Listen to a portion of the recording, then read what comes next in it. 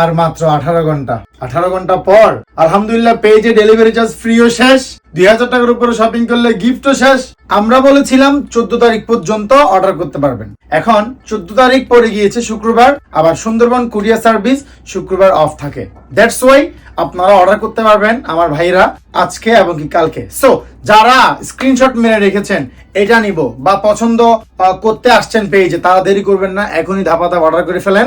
আজকেও অর্ডার নেওয়া হবে, কালকেও অর্ডার নেওয়া হবে, তারপর দিন থেকে অনলাইনে আপনারা অর্ডার করতে পারবেন না, আবার ঈদের পরে শুরু হবে ইনশাল্লাহ। সো দেরি করবেন না।